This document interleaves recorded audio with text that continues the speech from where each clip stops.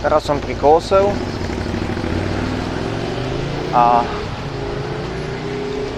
pomaly sa chystám k tomu bájnemu domu Aurea, k tomu Nerovmu palácu, ktorý pôvodne stál na mieste, kde je dnes Koloseum. Teda jedna jeho časť. A prečítam vám, čo o dome Aurea píše istý Suetonius, ktorý bol rímsky polyhistor z 2. storočia. Suetonius píše: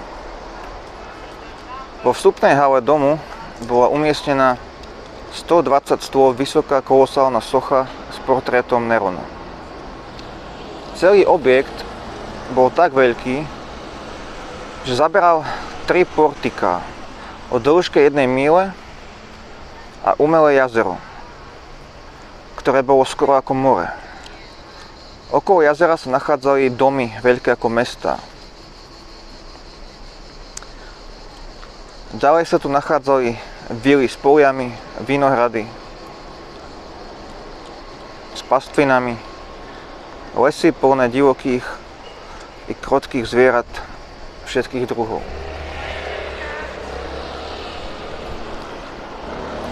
Niektoré časti domu boli pozlátené a vyzdobené mušľami.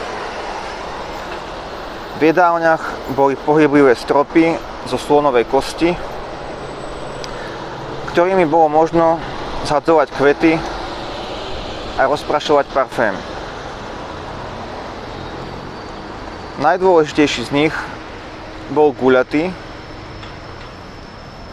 a pohyboval sa vodne v noci ako zemeguľa. Kúpele boli naplnené morskou a sírnou vodou. Keď Nero po dokončených stavebných prácach zasvedcoval dom, bol veľmi spokojný a povedal, že konečne býva v dome, ktorý je hodný človek.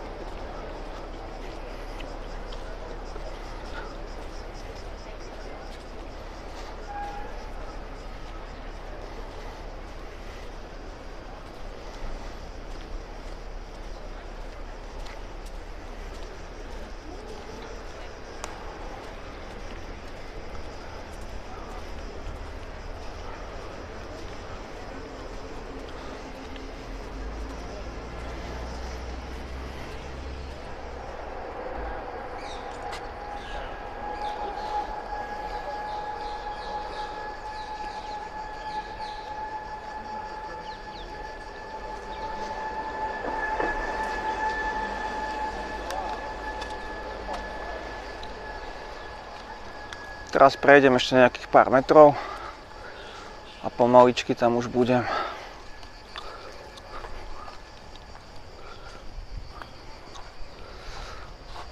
Ja asi pôjdem cez chladok.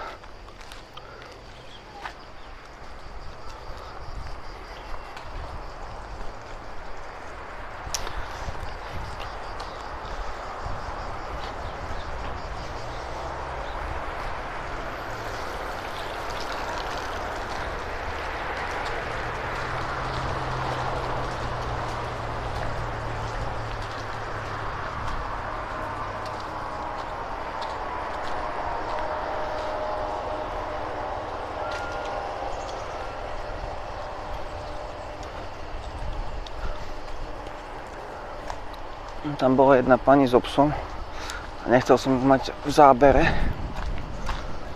Možno ani ona by nechcela. Takže, ako som povedal, čo najviac sa snažím vyhýbať ľuďom.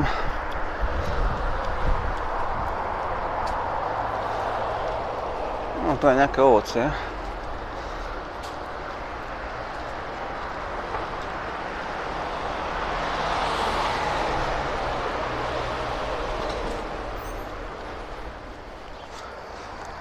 No teraz sa trocha posťažujem.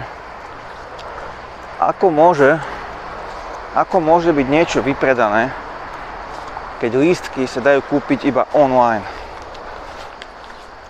Tak toto nech mi niekto vysvetlí. Tam pri vstupe bol taký taliansky týpek a som sa opýtal, či môžem ísť dnu. On, že či nemám lístok. Ja, že nie, že chcel by som si kúpiť. A on, že bohužiaľ, tu nie je žiadna pokladňa. Že lístky sa dajú iba kúpiť online. A tak mi tam oskenoval nejaký QR kód a ukázal mi, že júl, august, všetko vypredané. Tak možno vyskúšam ísť pozrieť nejaké lístky do Kolosea alebo na fórum, lebo mám ešte dosť času do 2:00, kedy mám lístok do tej Mamertinskej väznice, o ktorej si potom niečo viac povieme, aj o samotnom Svetom Pavlovi. A to až potom neskôr. Teraz vyskúšam to Koloseum, alebo sa len tak poprechádzam ešte, niečo ponatáčam.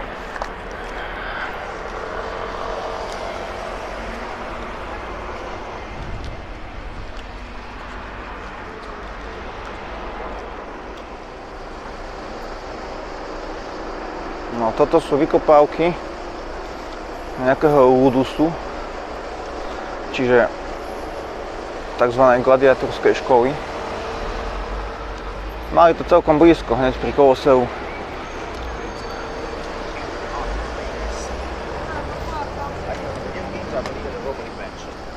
We don't exactly invent them, most likely did that.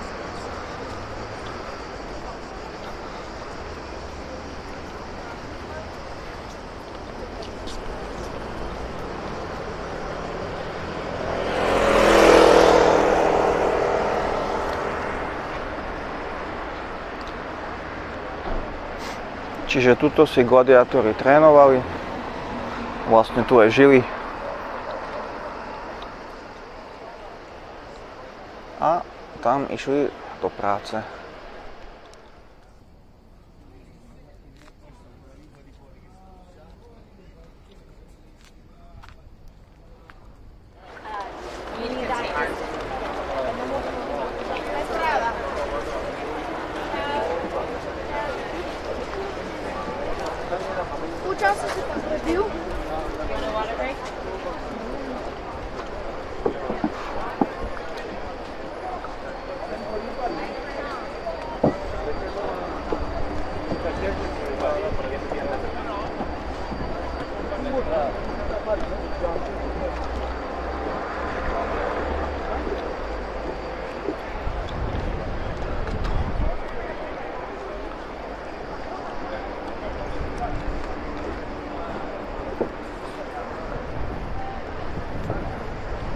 My sa len kráčame po obvode Kolosea, ale asi sa dnu nedostanem.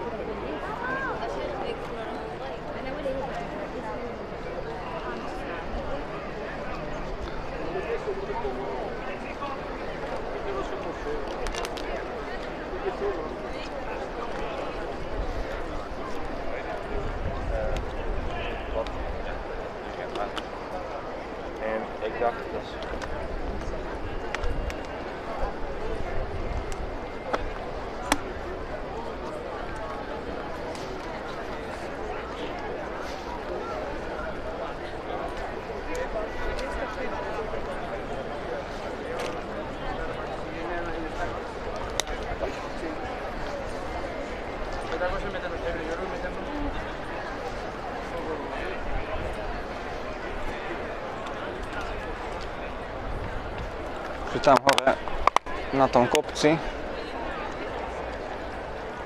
zvykne pápež celebrovať Veľký piatok.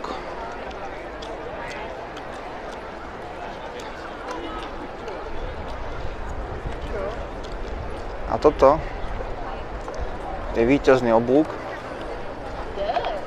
ktorý dal postaviť cisár Konštantín. Ako pripomienku na víťazstvo v nejakej bitke. A už sa nepamätám, že aké.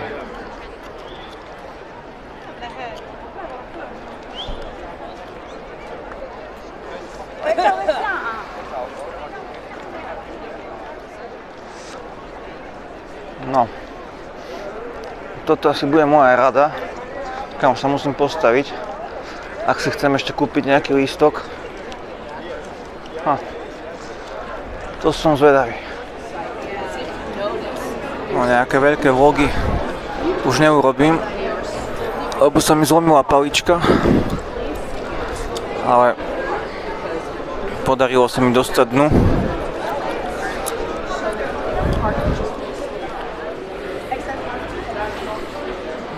Toto je výhľad z druhého poschodia.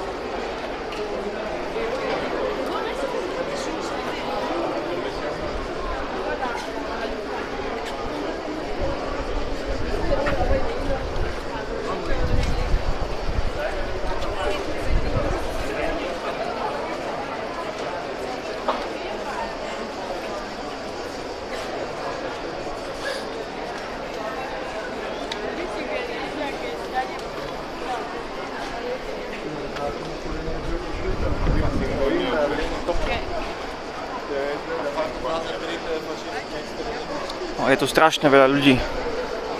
Hotový blázinec. Hotový blázinec.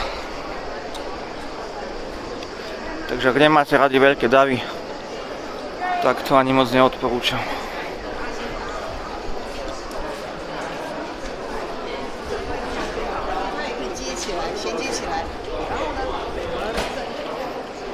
Ja som taký blázon, že musím ísť všade, lebo potom sa bojím, že niečo ujde.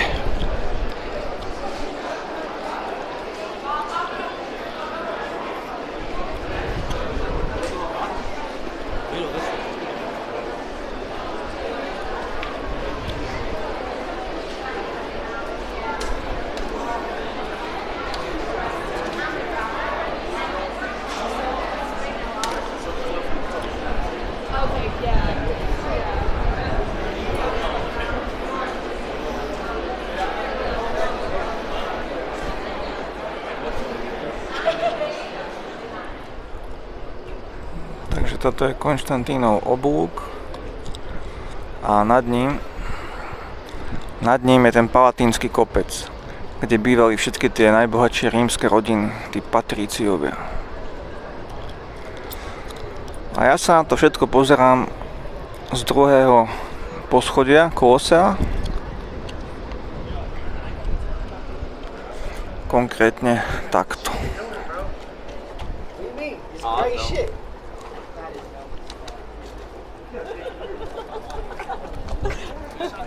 We're so smart.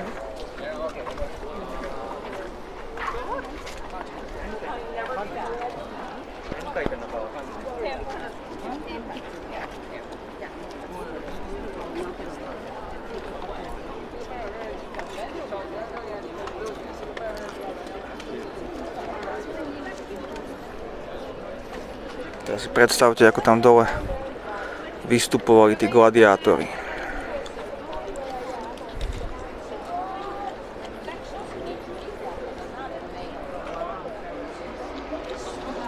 Ako som už hovoril, Koloseum dal začať stavať císar Vespasianus v roku 72 a dokončili ho až za vlády jeho syna Tita v roku 80. A ten naozaj otvoril arénu vo veľkom štýle, kedy oslavy trvali až 100 dní.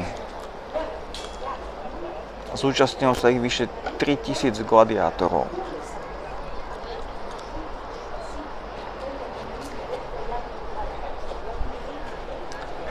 Gladiátorské zápasy boli zakázané až v roku 404 po Kristovi. A v 6. storočí sa už skončili aj zápasy s divými zvieratami.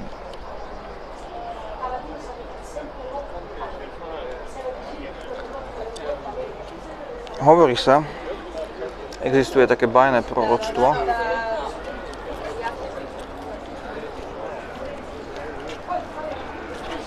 ktoré hovorí, že kým bude stáť Koloseum, tak bude stáť aj Rím. A keď Koloseum padne, tak padne aj Rím. A keď napokon padne Rím, tak padne aj svet.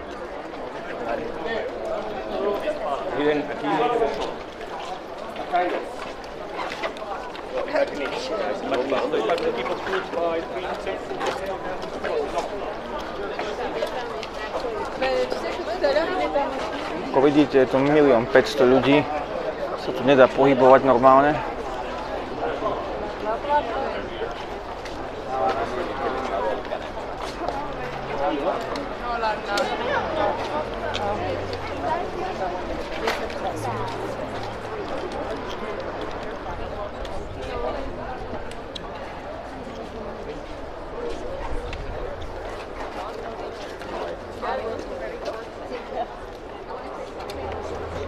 Na stavbe pracovali prevažne Židia, ktorí boli prevezení z Judei po potlačení židovského povstania.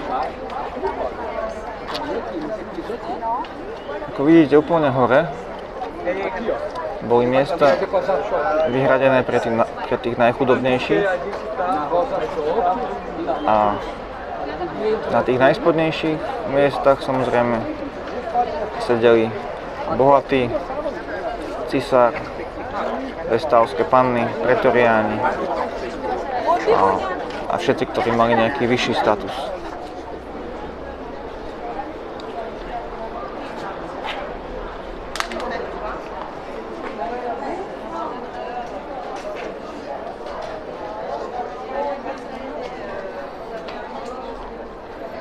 Gladiátori, ktorí tu bojovali, boli väčšinou slobodní muži, teda vlastne opačne.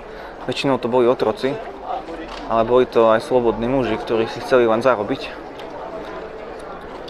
Čiže takí dnešní MMA zápasníci.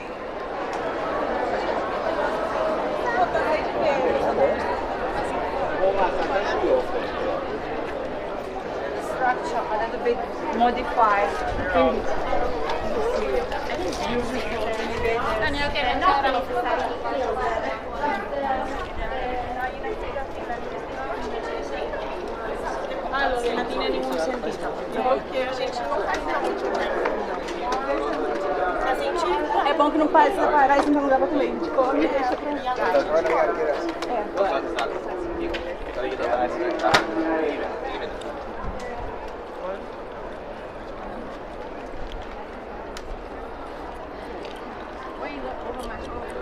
He's just trying to double check it. Yeah, because I'm trying to make sure.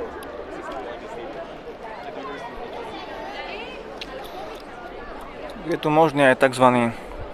Full experience vstup. To znamená, že niektorí ľudia môžu ísť aj tam dole. Alebo tam na to pódium. Alebo až tam úplne hore. ale už to bolo bohužiaľ vypredané. A asi by som na to aj nemal čas.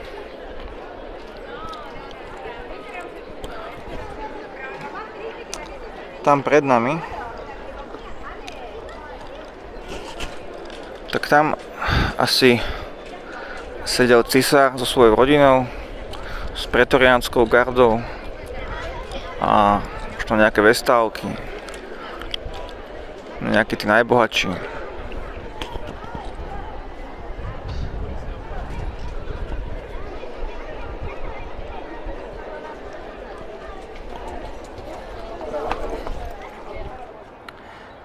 Tiež ma zaráža, ako málo ľudí chodí do Mamertínskej väznice. Keď už idú do baziliky svätého Pavla a nejdú na miesto, kde ku koncu života najviac trpel. To väzenie bolo postavené ešte v 7. storočí pred našim letopočtom na úpätí Kapitolského pahorku, kde sa teraz nachádzam. A to väzenie sa nachádza konkrétne v tomto kostole pred nami, v tomto bielom.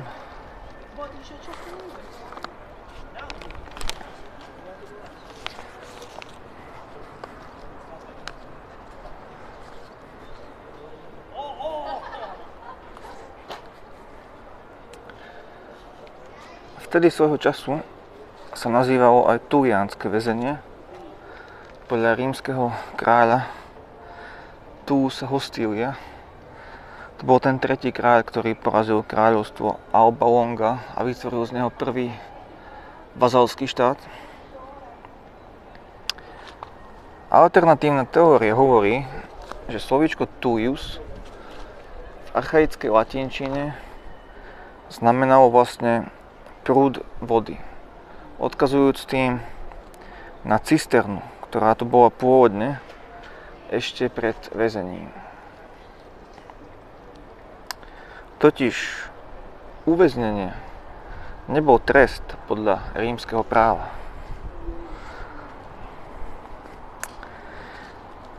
Rímania sa skôr zameriavali na zadržanie. Za skorej republiky existovalo tzv. Nexum.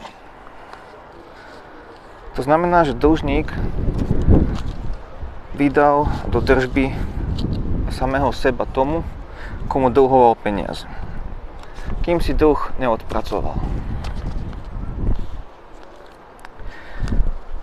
Potom to ešte mohlo byť napríklad nosenie okov alebo nejaká ťažká práca v bani. Avšak krátkodobé uväznenia v Mamertínskej väznici slúžili len na zadržanie obvineného do jeho procesu.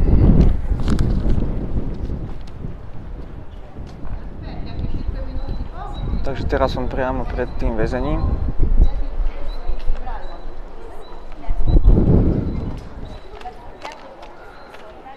A potom neskôr pôjdem aj sem dole na Rímske fórum a tam vzadu, ten kopec, to je vlastne ten Palatínsky kopec. A to si ešte dneska pozrieme všetko. A dúfam, že sa mi podarí kúpiť tú paličku, lebo takto držať telefón v ruke nie je žiadna sranda.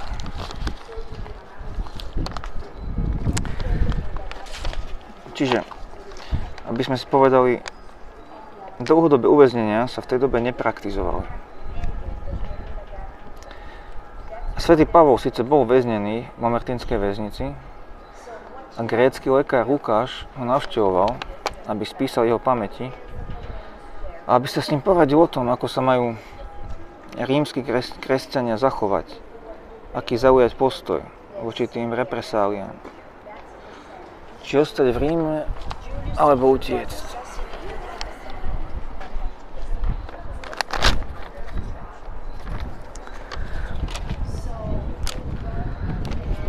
Ak ste videli ten film Apoštol Pavol, kde si úlohu lekára Lukáša zahral Jim Caviezel, tak si pamätáte, ako prišiel za ním do väznice poradiť sa o tom, že čo majú tí kresťania robiť vlastne, ako im dá Pavol radu.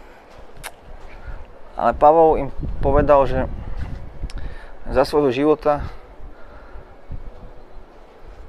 keď chcel ísť doprava, tak Kristus ho poslal doľava. Keď chcel ísť doľava, Kristus ho poslal doprava. Takže im odkázal, že každý si musí nájsť svoju vlastnú cestu. Medzi tým, ako sa dívame na fórum, si povieme niečo o Pavlovi a o jeho uväzneniach za jeho života. Svätý Pavol sa nazýva aj Pavol z Tarzu, lebo sa narodil v meste Tarsus v dnešnom Turecku, kde založil aj niekoľko kresťanských komunít. Spočiatku to bol farizej, lebo prenasledoval Ježišových učeníkov a pochádzal z nábožnej židovskej rodiny a mal rímske občianske právo.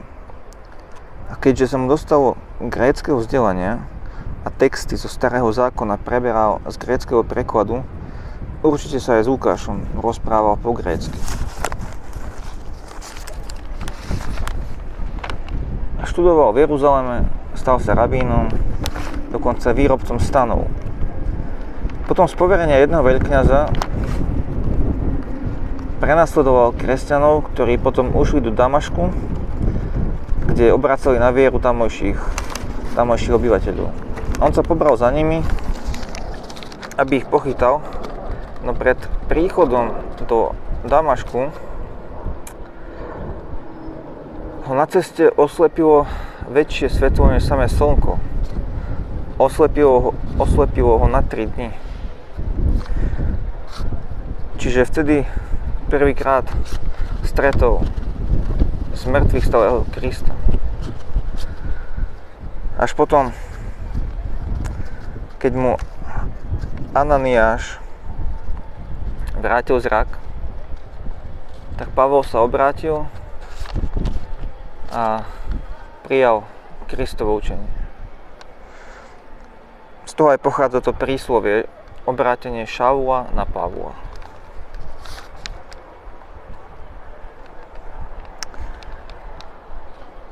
Pavol bol za svojho života niekoľkokrát zadržaný a väznený.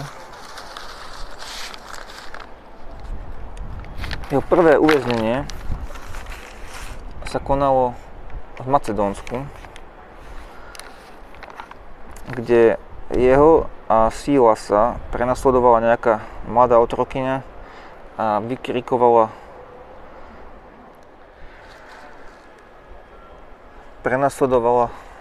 Pavla a Silasa, otrokyňa, ktorá vykrikovala, že títo muži sú služobníci toho najväčšieho Boha, ktorí vám hovoria o spôsobe, ako sa spasiť.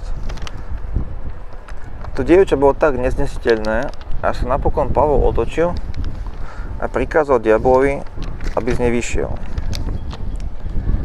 Avšak majitelia tejto otrokyne boli nahnevaní, lebo táto otrokyňa pre nich pracovala ako veštica.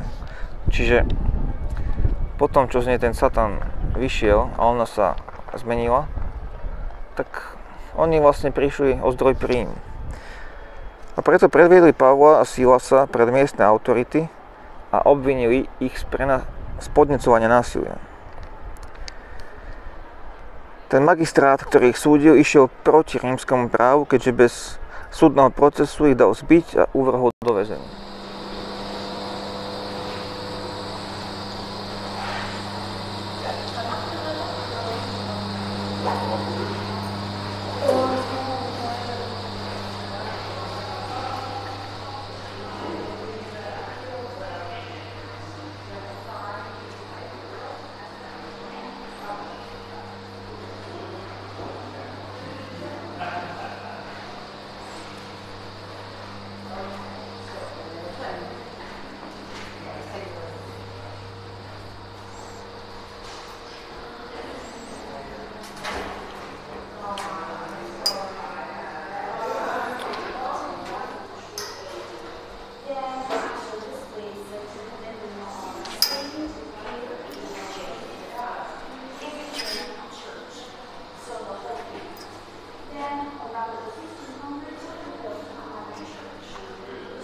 Takže teraz som už dole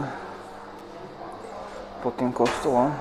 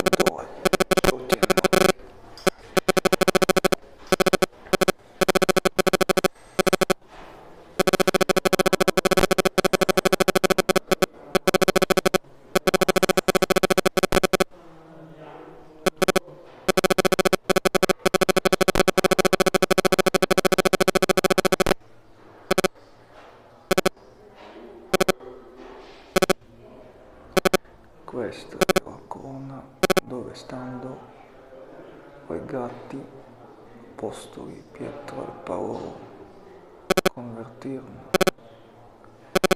martíri procesu.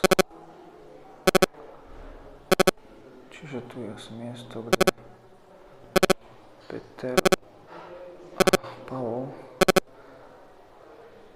aj keď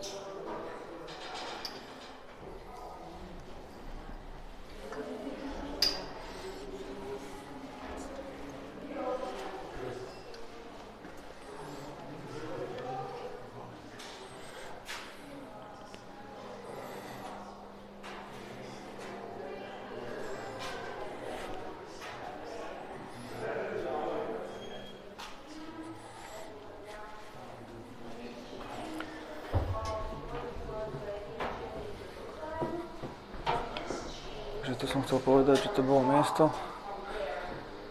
kde Peter a Pavol obrácali martírov, ktorí na rozsudok na vieru. Aj keď neexistujú nejaké záznamy, že by tu bol väznený aj svätý Peter,